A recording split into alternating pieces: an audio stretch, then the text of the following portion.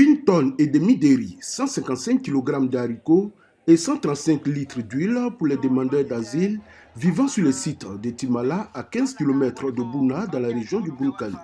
Ce don de l'ONG Les Flamboyants s'inscrit dans le cadre du projet Protection et assistance en faveur des réfugiés demandeurs d'asile dans la région du nord-est de la Côte d'Ivoire, financé par l'ambassade des États-Unis.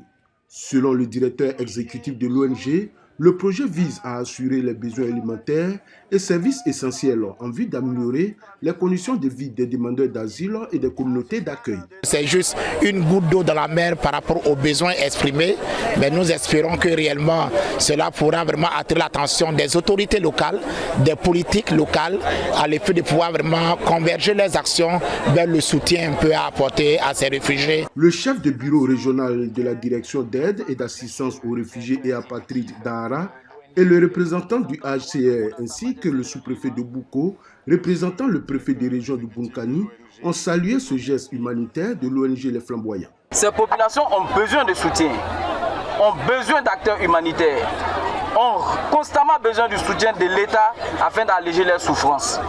Et vous le faites bien, nous en sommes très reconnaissants. Au nombre d'un peu plus de 6 000 hommes, femmes et enfants, ils ont fui l'insécurité dans leur pays d'origine pour se réfugier ici en Côte d'Ivoire depuis juillet 2023. Ces réfugiés ont donc exprimé leur gratitude à leurs bienfaiteurs pour les dons. L'ONG Les Flamboyants, basée à Doropo, a obtenu en 2023 le prix national du meilleur promoteur du développement communautaire de Côte d'Ivoire, décerné par le chef de l'État Alassane Ouattara. La vision de cette structure est celle d'un monde flamboyant où la population a un égal accès aux soins de santé, à l'éducation et à la protection.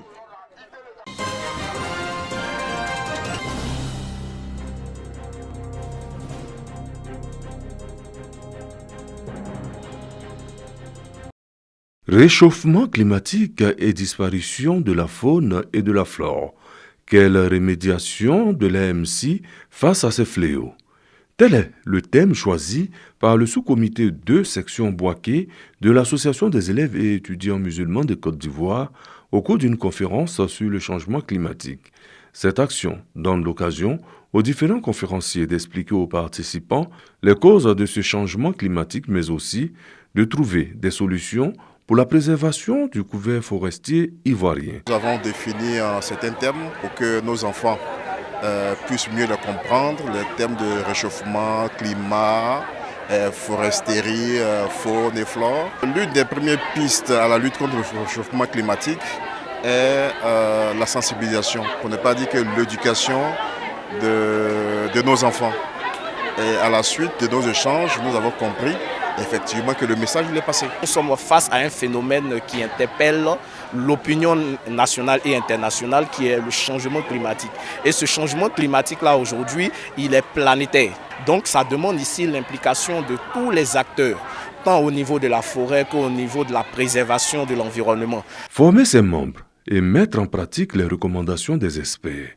Tels sont les objectifs que se fixent les organisateurs. C'est à nous de prendre la relève et de pouvoir soulever ces questions-là afin de pouvoir apporter des remédiations qui pourront apporter un développement durable. Cette activité dédiée à la nature s'inscrit dans le cadre des activités sociales du sous-comité 2 section Boaké de l'AMC, une opération de planting d'arbres a mis fin à cette journée.